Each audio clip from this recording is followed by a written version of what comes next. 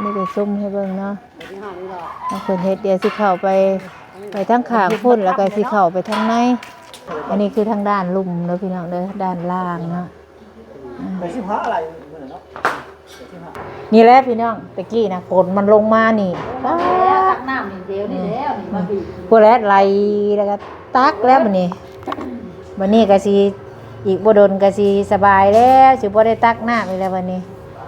ปัดออกไปน้ำให้มันเกลี้ยงนี่แหละนี่ละปัดแล้วบ่แรงแล้วนอนนี่แหละกับหลานชายแล้วกับโชค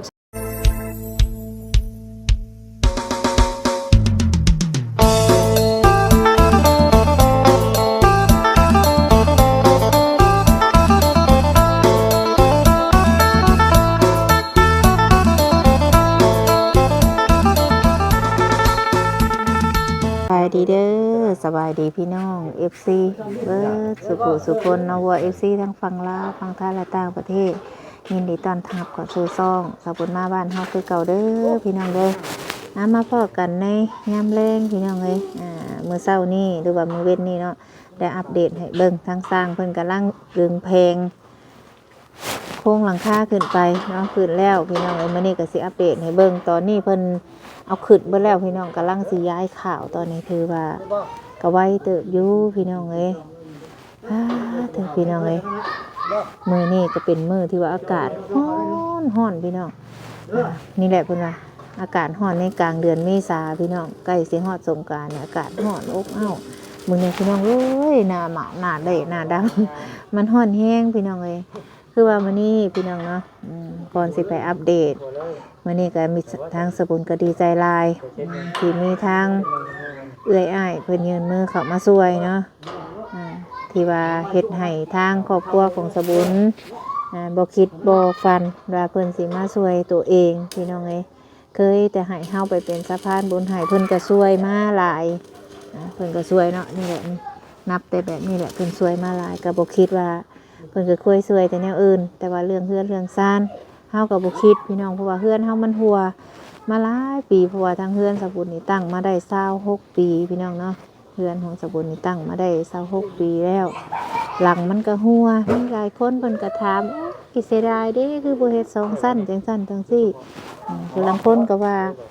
เฮือน2ชั้นแล้วตัดลงมาเฮ็ดชั้นเดียวน่ะมันบ่คักได้ว่าซั่นเนาะอันนี้สบุญก็แล้วแต่ผู้สิคิดพี่น้องเนาะเพราะว่าเฮาเฮ็ด2ชั้นขึ้นไปก็ทั้งเทิงมันก็หัวอีกอย่างคันสิเฮ็ดชั้นเดียวไปมันก็ประหยัดงบไปอีกอย่างพี่น้องคันเฮ็ด2ชั้นเฮาก็ต้องได้ซื้อไม้ซื้อลาไปแอ้งฝาอีกเนาะอันนี้ก็พี่น้องเอ้ยเนาะสบุญก็สาธุยกมือใส่เก้าเท่าใส่หัวพี่น้องเอ้ยลำพังตัวสบุญเองบ่มีปัญญาที่สิมาเฮ็ดโครงเหล็กแบบนี้เนาะคือว่าโครงเหล็กนี่ก็เป็นทางอ้ายเงินอ้ายเพิ่นก็มีรายแล้วก็ทางเมนูคำสอนเนาะเพิ่นก็สมทบเข้ามาซื้อเหล็กเนาะเหล็กบ่พอพี่น้องก็อ้ายเพิ่นก็ได้ซื้อได้ฝากเงินมาให้ไปซื้อเหล็กอีกเพราะว่าเหล็กนี่มันบ่พอขาดอีกเหล็กตัวน้อยนี่15เซนเหล็กตัวใหญ่นี่อีก3เซนมาใส่ทางหน้านี่อ้ายเพิ่นก็เลยฝากเงินมาเพิ่มอีกมื้อนี้พี่น้องทางอ้ายทีเนาะก็ทางอ้ายฮักของสบุญนี่แหละทางเมนูก็เป็นทางแม่ฮักพี่น้องเอ้ยก็ฮู้จักมา3ปีเนาะตั้งแต่เฮ็ดช่อง YouTube เพิ่นก็บ่ได้ปะบ่ได้ทิ่มโศกไซเล่นกับน้องเนยเพิ่นก็อยู่นำสบุญตั้งแต่ฮู้จักกันมาเนาะคือว่ามื้อนี้พี่น้องทางเอื้อยเนาะทางเอื้อยฮักของสบุญนี่แหละที่เพิ่นฝากเงินมาสมทบหรือว่ามาช่วยเหลือทางน้องเนาะช่วยสมทบใส่เฮือนมื้อนี้เพิ่นก็ฝากเงินมาพี่น้องเอ้ยสบุญก็โคตรดีใจเลยเพิ่นฝากมาช่วยสบุญให้ซื้อหลังคาเด้อเอื้อยช่วยไปเพิ่นว่า30 ล้านพี่น้อง30 ล้านกีบ30 ล้านเงินกีบเฮาถ้าว่าตีเป็นเงินไทยก็สิตกอยู่ประมาณ 45,000 บาทเนาะสบุญก็สาธุเรื่อยเด้อเนาะน้องก็บ่ฮู้สิเว้าจังได๋อัดอั้นแฮงดีใจหลายที่ว่ายื่นมือเข้ามาช่วยน้องอีกแฮงนึงเนาะน้องก็ดีใจหลายเด้อเด้อน้องก็บ่มีสิ่งที่ตอบแทนทั้งเอื้อยทั้งอ้ายทั้งแม่ก็มีแต่มือ10 นิ้วเนาะก็มีกับคำขอบคุณก็ขอให้ทั้งเอื้อยทั้งอ้าย ทางเอ้ยน้อยแล้วก็ไอ้งวนเนาะเอ้ยหากันมา3 ปีแล้วเนาะที่ว่าเพิ่นสมทบเฮ็ดเฮือนแล้วก็มีทางเอ้ยเตี้ยนำที่ว่าสมทบมาเฮ็ดเฮือน$400เนาะสาธุส่วนไอ้ตู่เพิ่นฝากมา$100สบุญก็ซื้อของกินของอยู่เนาะก็สาธุก่อนอื่นเนาะสบุญกับมือ10 นิ้วยกใส่9 เท่าใส่หัวขอบคุณไปทางเอ้ยน้อยไอ้หัวเนาะที่ว่าฝากเงินมาสมทบให้น้อง30 ล้านกีบเนาะก็ขอให้ครอบครัวของเอ้ยมีแต่ความสุขความเจริญขอให้สุขกายสบายใจเด้อคิดสิ่งใดก็ขอให้สมความมุ่งมั่นปรารถนาทุกสิ่งทุกอย่างเฮ็ดเวียกงานอะไรก็ขอให้ราบรื่นในหน้าที่การงานขอให้เอ้ยอายุมั่นขวัญยืนเด้อเนาะทางเอ้ยน้อยไอ้หัวแล้วก็ทางไอทีแล้วก็ทางเมนูคำสอนแล้วก็ทางผู้ใหญ่ใจดีทุกท่านที่ยืนมือเข้ามาช่วยเหลือทั้งครอบครัวของสบุญเนาะสาธุสบุญก็ดีใจหลายพี่น้องเลยบ่คิดบ่ฝันว่าสิมาได้หลังคาเฮือนใหม่นะขอบคุณหลายๆเด้อเนาะทาง FC นำที่ว่าเพิ่นเข้ามาให้กำลังใจเนาะว่า FC เก่า FC ใหม่พี่น้องเพิ่นคอยติดตามแล้วก็ให้กำลังใจขอบคุณหลายๆเด้อที่เข้ามาให้กำลังใจสบุญเนาะที่ลืมบ่ได้ก็ขอบคุณทั้งเอื้อยทั้งอ้ายเบิดสุขสุขคนทั้งเงินมือเข้ามาช่วยมื้อนี้ก็ทางเอื้อยเพิ่นฝากมาให้เป็นที่เรียบร้อยพี่น้อง30 ล้านเนาะตีเป็นเงินไทยก็45,000 บาทอัปเดตให้ทั้ง FC ฮันเดเบิงเนาะตอนนี้ทั้งสร้างเพิ่นก็กำลังย้ายข่าวพี่น้องหลังจากเพิ่นเอาแปลงมันขึ้นเพิ่นก็ย้ายข่าวเนาะเดี๋ยวสิออกพาเลาะเบิ่งทางนอกก่อนจังสิเข้าไปอัปเดตเบิ่งทางในส่วนพอสกไสก็เฮ็ดน้ำหมู่พุ่นน่ะพี่น้องเอ้ย5 คนตอนนี้เพิ่นก็กำลังขึ้นโครงหลังคาอยู่พี่น้องเนาะเดี๋ยวเราก็สิอัปเดตให้เบิ่งเฮ็ดนี่เด้อ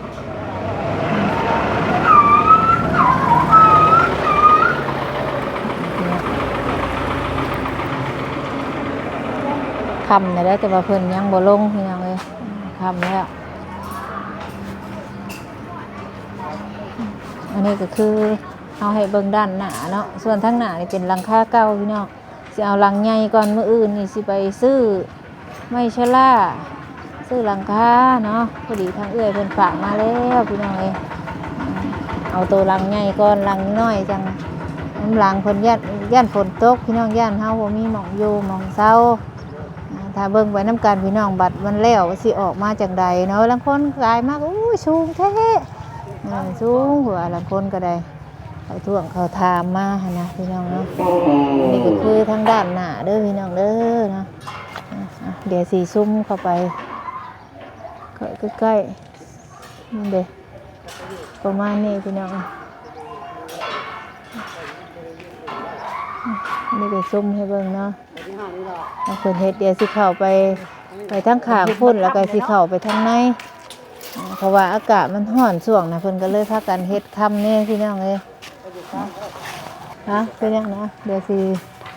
ไปเลาะเบิ่งทางด้านหลังบัดนี้ไปเลาะเบิ่งทางด้านหลังซะก่อนอันนี้คือด้านหน้าพี่น้องดีใจหลายพี่น้องบ่คิดเด้ว่าเพิ่นสิยื่นมือเข้ามาช่วยทั้งครอบครัวตัวเองหลายปานนี้นะมันก็อีตนสงสารแล้วเพราะว่าเฮือนเฮามันหัวพี่น้องเอ้ยทั้งเฮือนเฮามันหัวเนาะเดี๋ยวสิพาไปเบิ่งทางด้านหลังก่อนว่า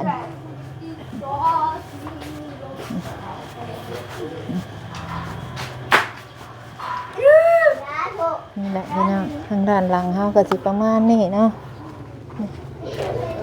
นี่คือทางด้านหลังของเฮาสิประมาณนี้อนาคตก็ตัวนี้ก็ยามันปล่อยไว้นี่ซะก่อนเอาหลังใหญ่ก่อนมันหัวพี่น้องเอ้ยอันนี้คือทางด้านนี้เนาะเดี๋ยวสิเข้าไปทางด้านในก่อนพี่น้องว่านี่พาไปเบิ่งด้านในพี่น้องเดี๋ยวสิเข้าเบิ่งทางในพี่น้องเอ้ย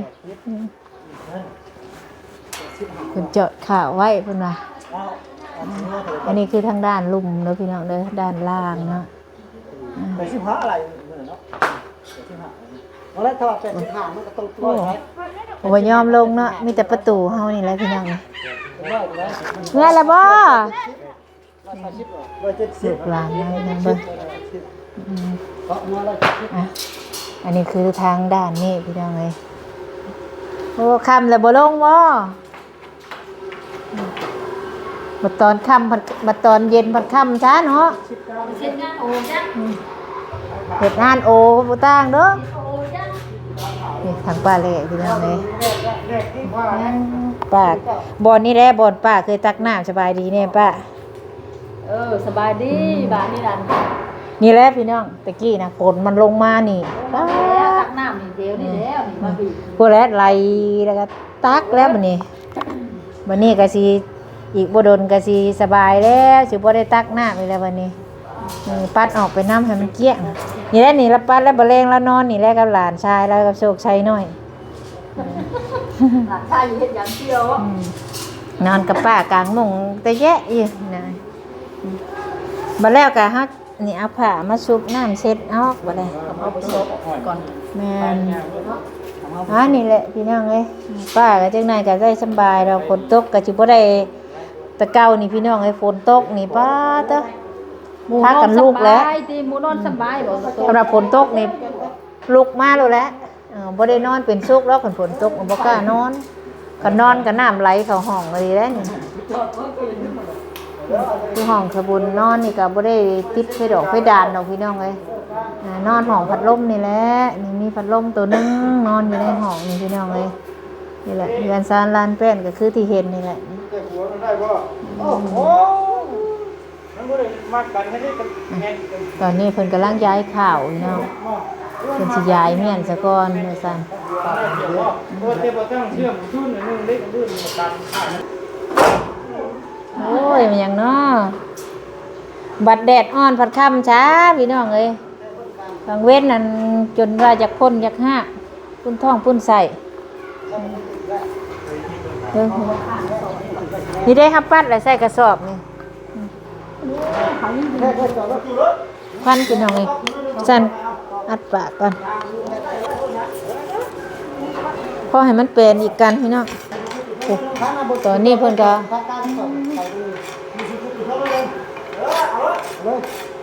เอาตัวนี้สักก่อนพี่น้องโอ้ทางป้าควัดเดี๋ยวจะได้เฮ้ยคักอยู่วะคักอยู่วะเป็นจะได้ไปหน้านะน้องใหม่บ่เกิดดีว่า ทำไมยังบ่เกิด ไปหน้าพี่น้องเอ้ยตั้งแต่เฮ็ดเฮือนตัวเองผู้ลูกชายก็ไปหน้าว่าพ่อมาเฮ็ดเวียกเด้พ่อน่ะมาเฮ็ดเวียกน้ำหมู่นี่แหละนี่แหละนี่บัดเฮ็ดแล้วกับมันบ่ทันได้ก่อก็เอาตู้นี่แหละมาขันไว้ก่อนมาขันกั้นไว้นี่พี่น้องเอ้ยเอาตู้ย้ายไว้ก็นอนบัดนี้ยันว่าผู้บ่าวเพิ่นอยากขันน่ะนะป้าเราไปชอดอกเราฮอด เสียตู้ยายไว้ซะก่อนขันห้องมันก็ขันบ่ทันแล้วพี่น้องเอ้ยนี่สิขันห้องก็มันก็ต้องใช้เวลาเบิ่งก่อนถ้าว่าฝนบ่ตกบ่ฟ้าบ่ลงบ่ก็จังว่ากันพี่น้องเนาะพุ่นล่ะตัวไปยืนทางผมมันอันนั้นเด้มืดได้อยู่ทางพี่ วันนี้ตัวนี้ได้แต่แค่ไม่เอาตัวนี้บัดนี้มาป้าก่อนแค่ล้างใส่แค่ล้าง เดี๋ยวมาขับมา บ่สิให้แล้วเลยบ่เมื่อบ่มื้อนี้เนาะเดี๋ยวพี่น้องเอ้ย วัน79มาส้นเหมาะส้น79 ผู้สร้างผู้นำพาผู้ได้เช้าจอดเด็กได้นี่เราเป็นคนเซโนพี่น้องเอ้ยเราเป็นคนเซโน เพราะเราไปที่หาเนาะเพราะเราเริ่มแล้ว คือบ่ตึกป่ามาปิ้งในลูกบ่บ่ได้เปิดเด้อกินปลาบ่ได้เปิดปลาแหล่ว่าบ่เปิดบ่ได้เปิดนะ ปัดมาพี่ปัดคุณ บ่ได้ที่ว่า มันหนาโคตรบาง เอาออกน้ำมีแล้วกันเฮาถ่าปัดบาดเดียวมันบ่มีบ่อนอยู่บ่อนนอน มันหนาก็ไว้มันหนาขาเอาแล้วมันก็ นี่แป้งผักนี่แป้งได้แล้วนี่อ่านนี่ด้วย มื้ออื่นออกไปแต่เช้าพี่น้องออกไปตื่นแต่เช้าเด้อไปนำแม่บ่สิออกแต่เช้าไปซื้ออันนี้มาให้เพิ่นได้นี่ ตัวนี้ได้ตัวนี้เป็นยังไง ก้อนบาง ได้เนาะ